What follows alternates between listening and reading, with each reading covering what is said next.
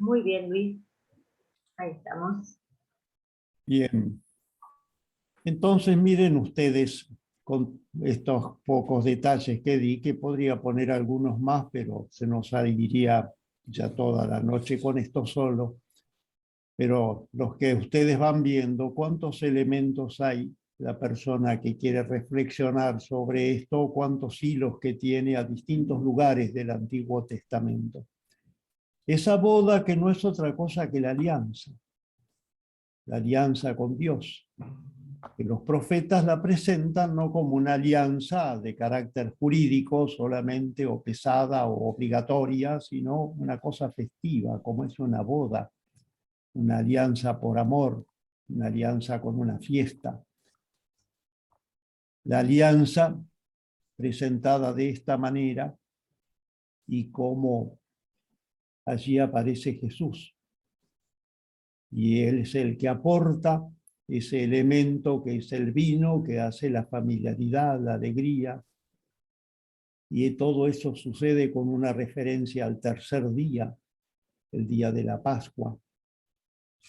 Como Jesucristo entonces aparece como el que viene a hacer la alianza, pero la alianza de qué manera y qué es lo que nos aporta. Y como que Él ya llegara al momento final, esa alianza que como siempre queda como que la novia nunca es suficientemente digna y aún el libro del Apocalipsis termina con que la novia todavía está llamando, ven, llamando al esposo que venga. En cambio allí ya se da como que se realiza, pero se realiza en signo, en figura, en símbolo, como para que el lector entonces en una reflexión se meta dentro de esto, de lo que es la renovación de la alianza o la realización de la alianza, con la participación de todo aquello que tiene en un momento de ese relato. La madre del Señor dice allí a los sirvientes, hagan todo lo que Él les diga, que es una frase tomada del libro del Éxodo, cuando Moisés hace la alianza en el Sinaí, haremos todo lo que el Señor nos diga. Ahora, la alianza antigua, aquella de los mandamientos, quedó en el pasado y ahora está que hay que hacer todo lo que Jesús diga y Él es el que nos introduce en esta nueva alianza. Allí tendríamos ese primer paso, como ustedes ven, qué riqueza que habría y cuánto material allí para una reflexión y también ya para ir poniendo los primeros pasos de una espiritualidad centrada en este relato de las bodas. Vean cómo a veces en nuestra pastoral o en nuestra catequesis por ahí nos centramos en la presencia de la Madre del Señor que dice no tienen vino, cuando allí pasa a ser un elemento muy secundario y lo principal del relato de las bodas de Caná por ahí los dejamos olvidados, que es lo tan importante y que es el primer signo que hace Jesús. Y que termina diciendo que sus discípulos vieron su gloria y creyeron en él.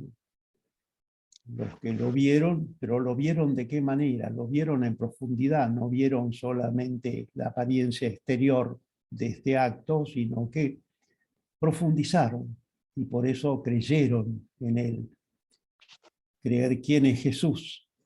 Es ahí en Jesús presente en las bodas de Caná está haciéndose presente Dios que viene a ofrecer su alianza con todo lo que esto significa, con la figura de la boda, con la figura del vino, con la figura del banquete final, en el que se servirá el mejor vino, como dice Isaías.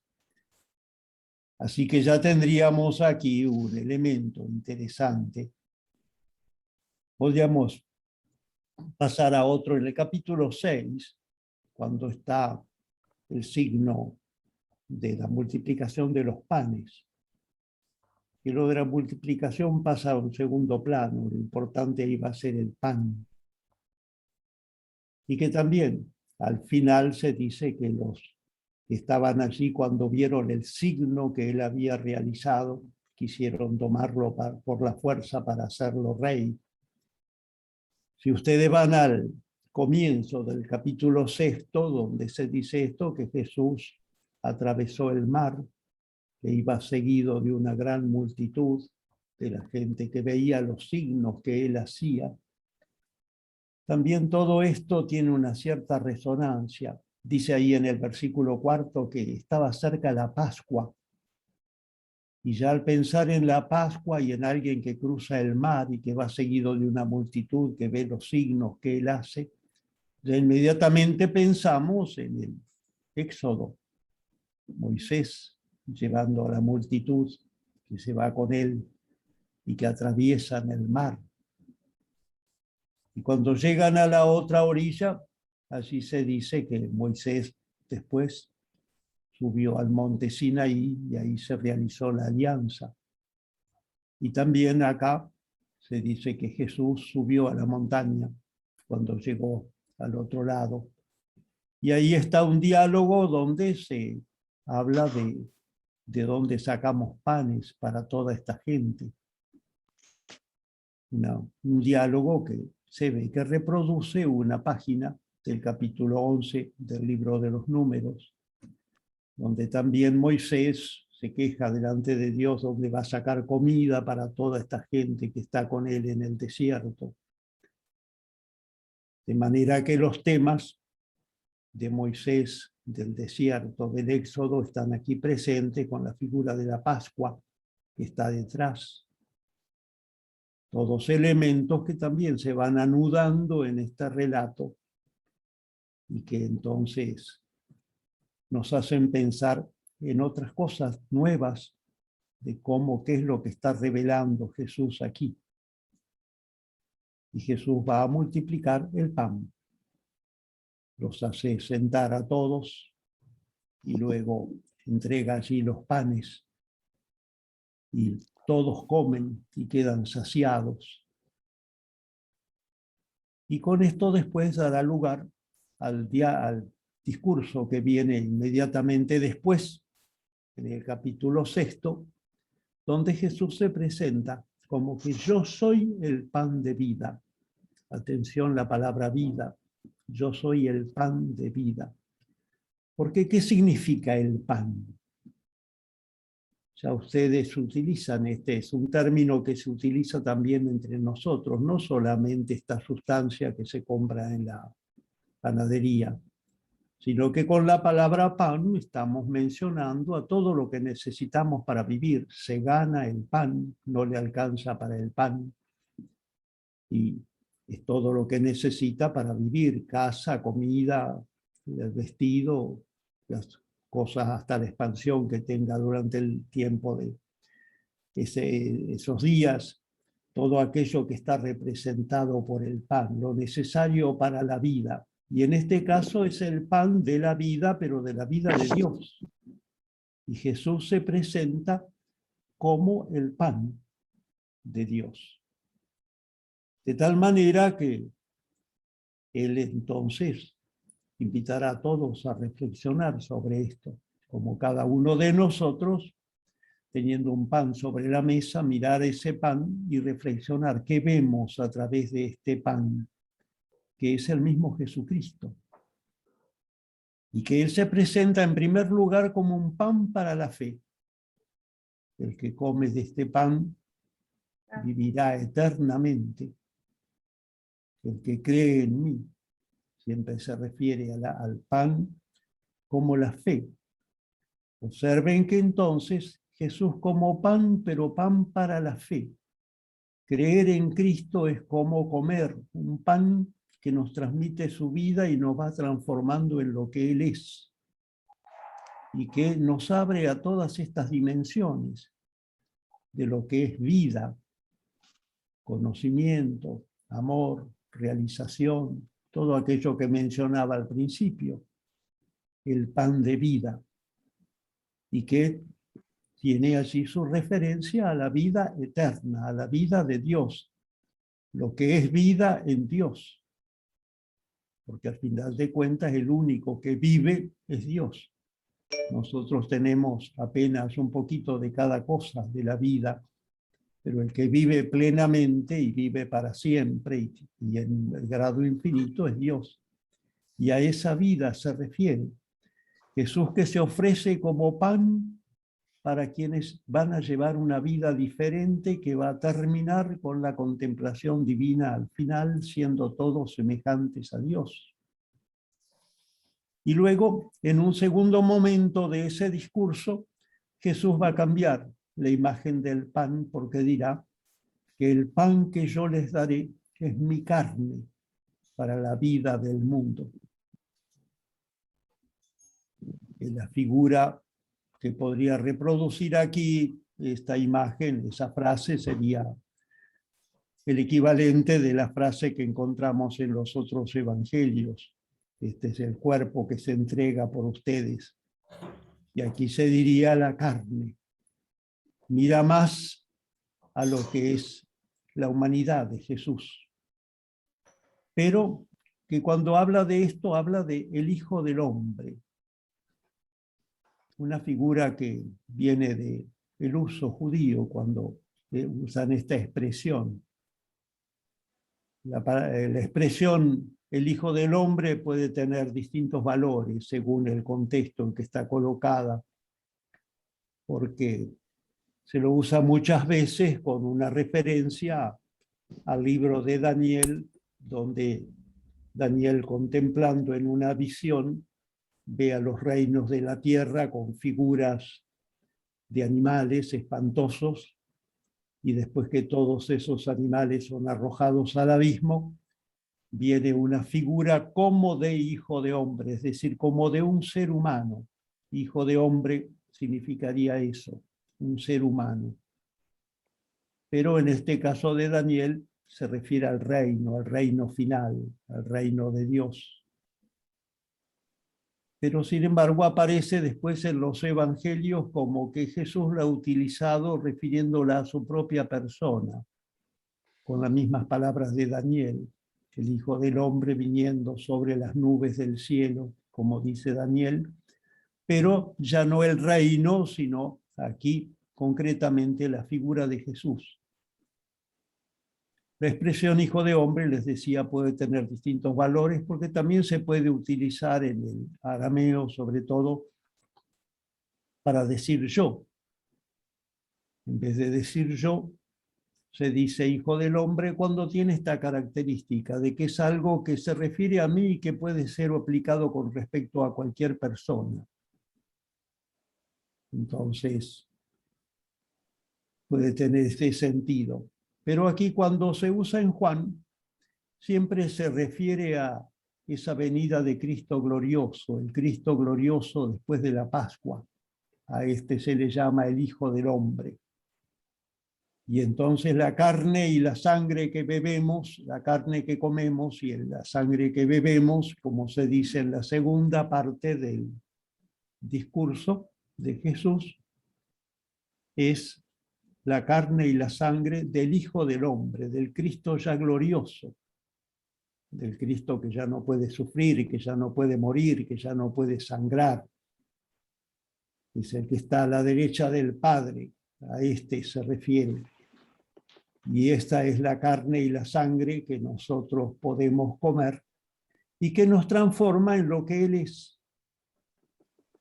Porque Él dirá que así como Cristo vive por el Padre que tiene vida, también todos los que lo coman vivirán por Él, tener la vida eterna. Y esa vida eterna que viene del Padre y que está en Jesucristo pasa a ser la vida de los creyentes que se alimentan entonces de Cristo por la fe, el pan, que se alimentan de Cristo comiendo su carne y bebiendo su sangre. Siempre el término es el mismo, participar de la vida eterna. Como que ya tenemos por la fe esa vida eterna y la vamos alimentando constantemente con su carne y con su sangre como para ir creciendo de tal manera que cuando estalle lo que seremos verdaderamente después de nuestra muerte en este mundo, ya seamos semejantes a Dios, porque lo veremos tal cual es. Y ahí tendríamos esta otra imagen, presenta Juan también otra cuando nos habla allí del pastor, en el capítulo 10, cuando él se presenta como el pastor, yo soy el pastor. Una figura que es muy común en el Oriente porque es precisamente en el territorio de Israel donde abundan las cabras y las ovejas, y los pastores son figuras diarias todavía hoy que se nos cruzan en cualquier parte por el camino.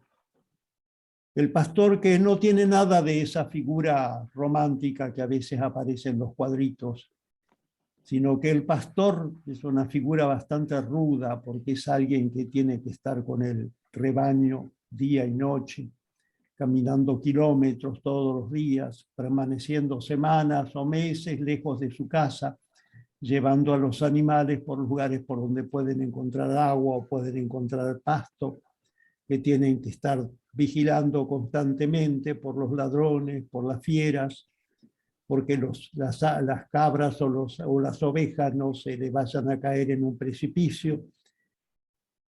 Si uno mira todavía hoy los pastores en Israel y en los países árabes allí vecinos que abundan tanto, verán que son personajes muy rudos, personas muy fuertes, que están allí y que por el hecho de que viven constantemente con los animales y no tienen muchas posibilidades de higiene, siempre tienen una presencia un poco sucia y maloliente, a la cual se refiere el Papa constantemente cuando habla de los pastores que tienen que tener olor a oveja.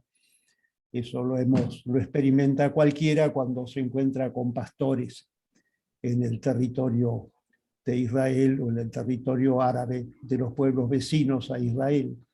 Los pastores que prácticamente se confunden con los animales porque conviven con ellos día y noche y están constantemente vigilando. Y ante la inclemencia del tiempo, el frío de la noche, el calor del día, el sol, no hay árboles, hay carencia de agua y por eso tiene que recorrer muchos kilómetros para poder llevar a comer a sus animales o a beber un poco de agua. Y el pastor entonces tiene esa figura. Los antiguos, cuando hablaban de los gobernantes, muchas veces los llamaban pastores de los pueblos, porque se suponía que el gobernante hacía lo de un pastor, mantener al pueblo unido, defenderlo de sus enemigos, darles lo correspondiente en comida y en bebida, que el pueblo no sufriera. Esa era la tarea de los pastores. Si ustedes leen el capítulo 34 de Ezequiel, verán un sermón terrible contra los pastores de Israel, los gobernantes, que se comen la carne y se beben la leche y se visten con la lana, pero que no atienden a la oveja enferma, no buscan la oveja perdida, el reproche a los pastores, y que termina diciendo con que Dios mismo va a apartar a esos pastores y yo seré el pastor de mi pueblo. Y Jesús es el que se presenta como el pastor verdadero. No sé por qué los antiguos han traducido siempre el buen pastor. Realmente la palabra que significa es el pastor auténtico, el pastor verdadero. La palabra bueno ahí en el sentido de que no es una imitación, como también usamos nosotros cuando a veces nos referimos a... ¿La de hoy esto? Sí, sí, en directo. Por favor,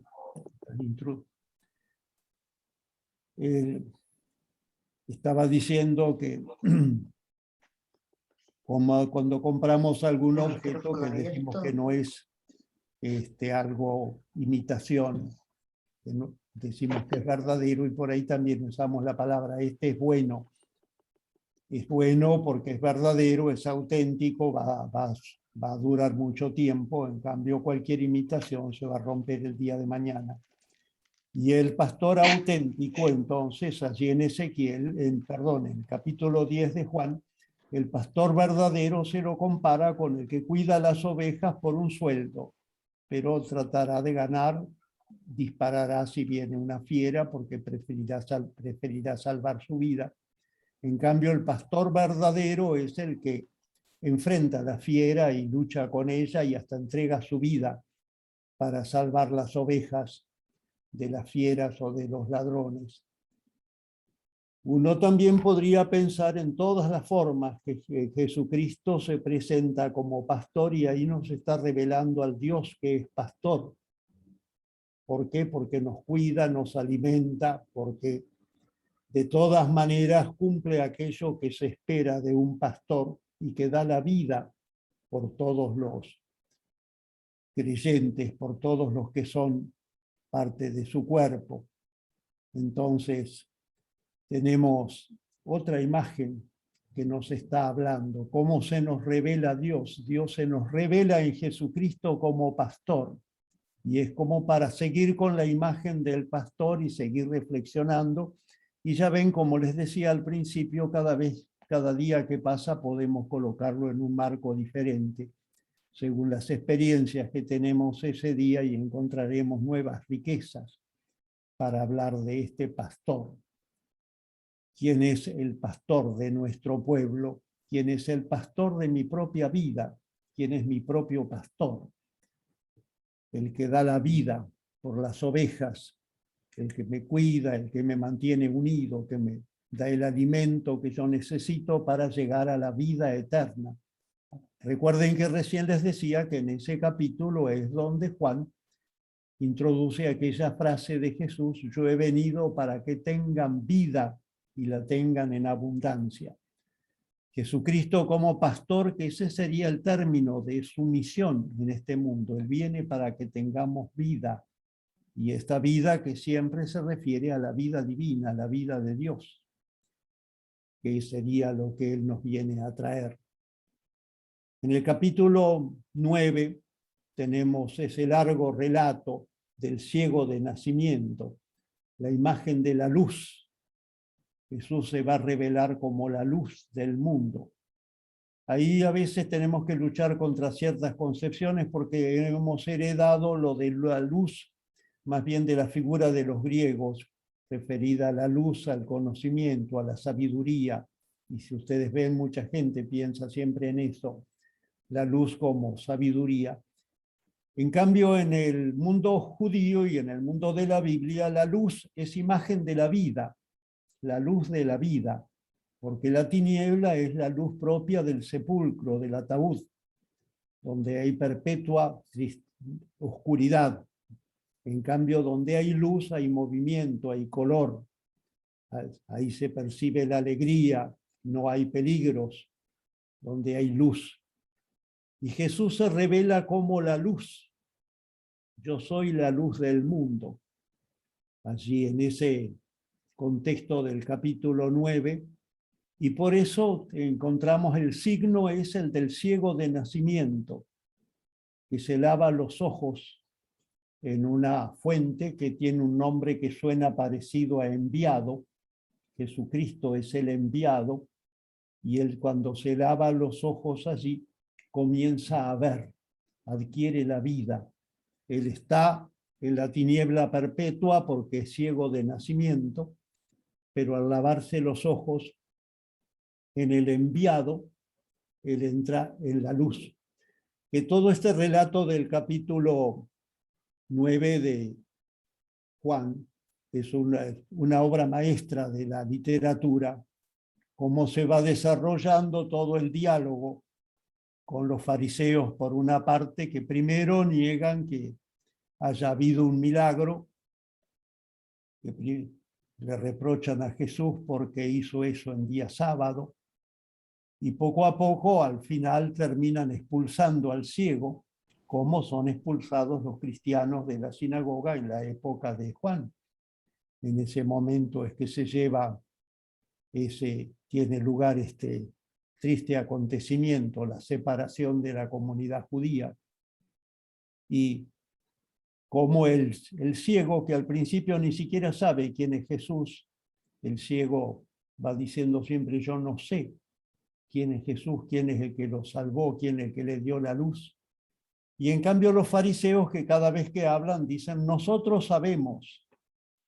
Ellos tienen todo el conocimiento, cómo se van allí perfilando las dos comunidades, el que reconoce que no sabe y que al final tiene esa rúbrica donde dice: si ustedes fueran ciegos no tendrían culpa, pero como dicen vemos, su pecado permanece. Ellos niegan que no saben, se presentan como que saben todo, y estos son los que se niegan a reconocer a Jesús. Y cómo el reconocimiento, la fe, les da esa vida. Y el último de todos es el signo de la resurrección de Lázaro, que Lázaro sale del sepulcro y que ilustra una frase del Evangelio de Juan donde se dice que llega la hora en que los que están en los sepulcros oirán la voz del Hijo de Dios y los que la oigan vivirán. Nosotros, todos los que somos mortales, estamos en los sepulcros, pero cuando tenemos la fe, oímos la voz del Hijo de Dios, salimos de los sepulcros y ya tenemos la vida eterna. Hemos superado esa muerte. Ya podemos vivir de otra manera. Y el signo, la figura es Lázaro, que hace 3 días que está en el sepulcro y que cuando Jesús lo llama, sale del sepulcro. Pero claro, él vuelve a una vida como la que tenemos actualmente, por eso es un signo nada más. La resurrección del cristiano, como ya ustedes lo han percibido, es otra cosa, es comenzar a tener esa vida de Dios, ya hacerse semejantes a Dios, la transformación a imagen y semejanza de lo que es Jesucristo resucitado, tener otra vida diferente. De allí entonces que se puede hablar de una verdadera resurrección, la que tienen los creyentes, que salen de este mundo porque comienzan a vivir en la vida propia de Dios, la vida de los hijos de Dios, la vida que nos hace semejantes a Dios. Lázaro es la figura entonces de el que ha resucitado. Lázaro, él después tuvo que morir y ya habrá resucitado a la otra vida, en la vida eterna. Pero la resurrección que está narrada ahí en el Evangelio es también un signo de lo que pasa con todos los creyentes, el que escucha la voz del Hijo de Dios y sale de los sepulcros. Antes de terminar, querría referirme a un texto que ya lo mencioné varias veces, que es la llamada primera carta de Juan. Posiblemente después de que se escribió el Evangelio, ha habido algunos acontecimientos tristes en la comunidad por algunos que entendieron mal las enseñanzas de del Evangelio de Juan. Y por eso fue necesario hacer una segunda obra, que sería esa llamada primera carta, que si ustedes la miran, ciertamente no es una carta, no tiene nada de carta, es un pequeño tratado, como un comentario al Evangelio señalando algunos puntos que son necesarios y que, como dice al final, les he escrito estas cosas para que sepan que tienen vida. Lamentablemente, en aquellos tiempos lo que habría sucedido sería que la aparición de una cierta herejía que confundía la fe con el conocimiento. Entonces, conocer ya les daba la nueva vida, la vida eterna, ya estaban ya del otro lado. Y el Evangelio les quiere mostrar otra cosa. Ya en el Evangelio se mostró con la imagen de la vid, una planta. La fe no es solamente estar de acuerdo con lo que dice Jesús o decir yo creo, sino la situación de las ramas con respecto a una planta, recibir la misma vida para poder dar fruto.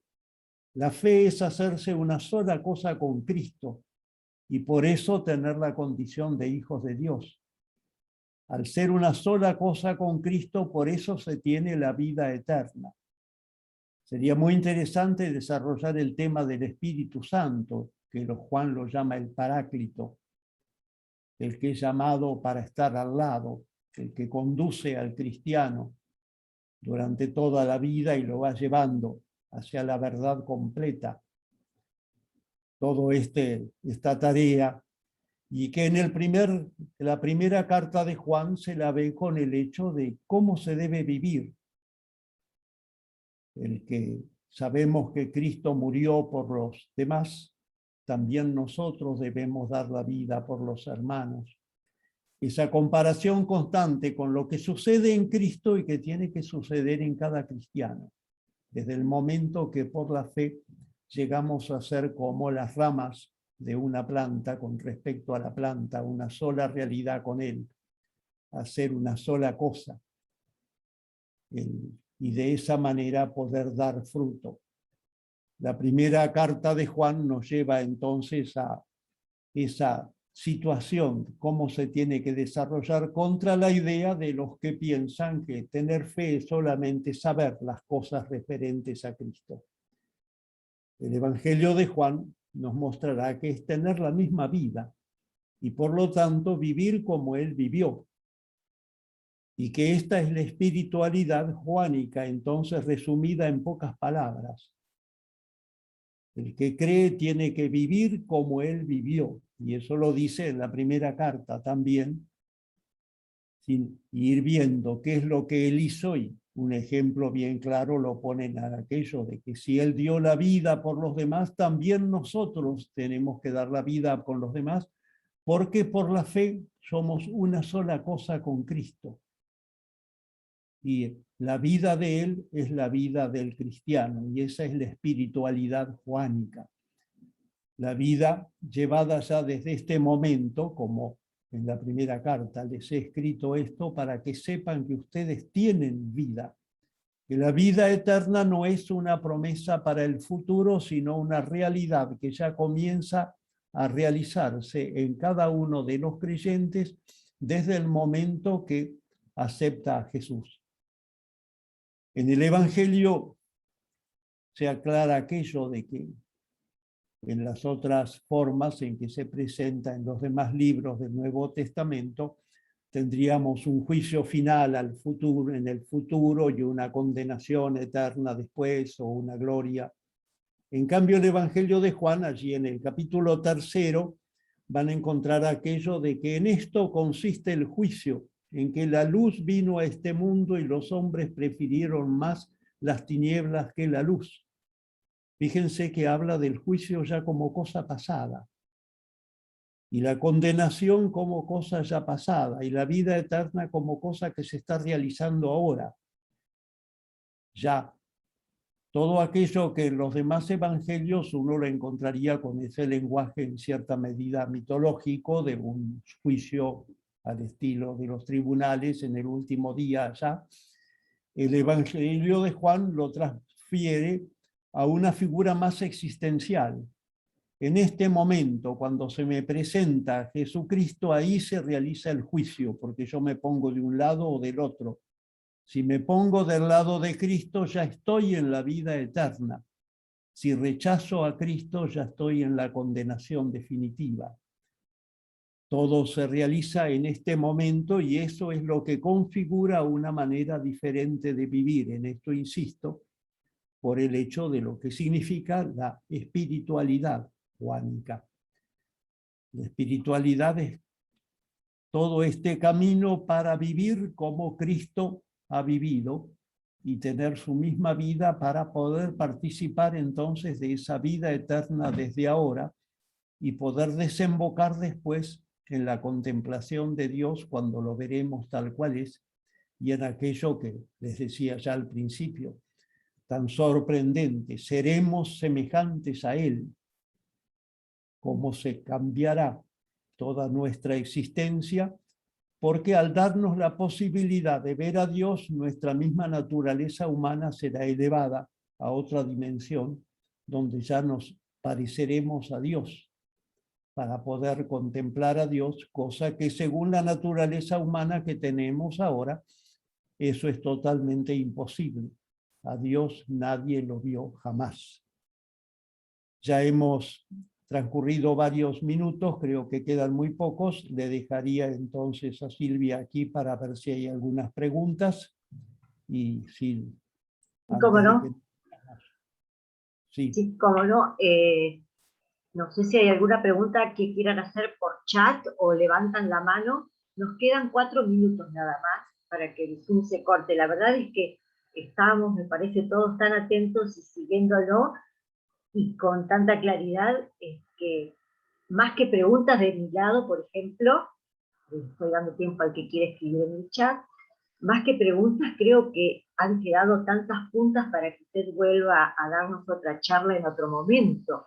El Espíritu Santo, todo el tema del significado de las bodas, no sé, hay tanto para dar, tantas puntas dejó Luis que, no sé, me parece que las preguntas no aparecen, salvo que aparezca un ahora, pero pareciera de que no estamos todos como con ganas de seguir escuchando.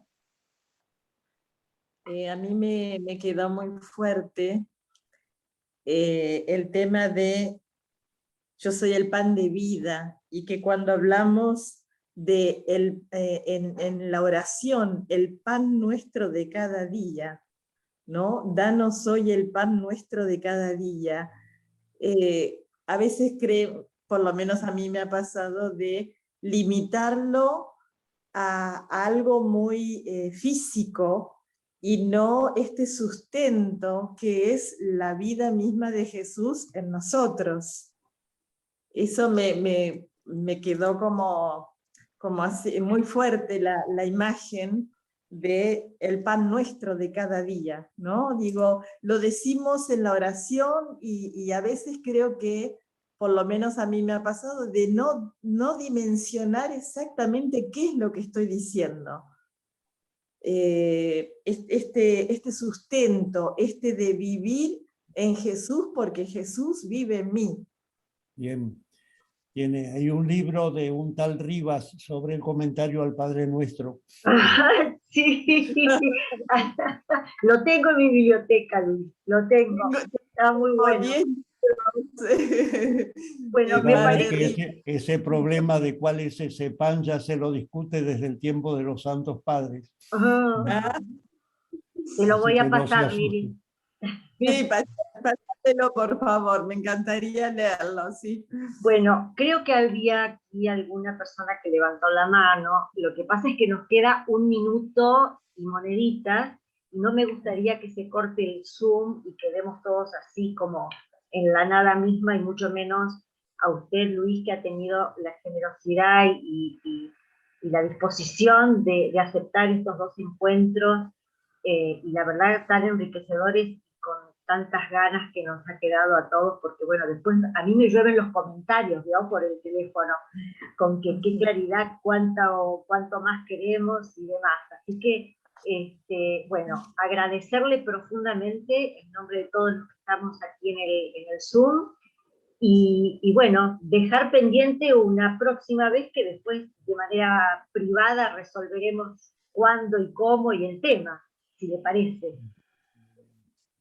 Muy bien, muchas gracias a todos por la atención, por el cariño que han mostrado, y ya nos veremos en otra oportunidad. Que hasta pronto y que sigan muy bien. Y que Muchas Dios los gracias. bendiga a todos. Buena semana, gracias. Muchas gracias. Buenas noches para todos. Muchas gracias. Chao. Muy enriquecedor.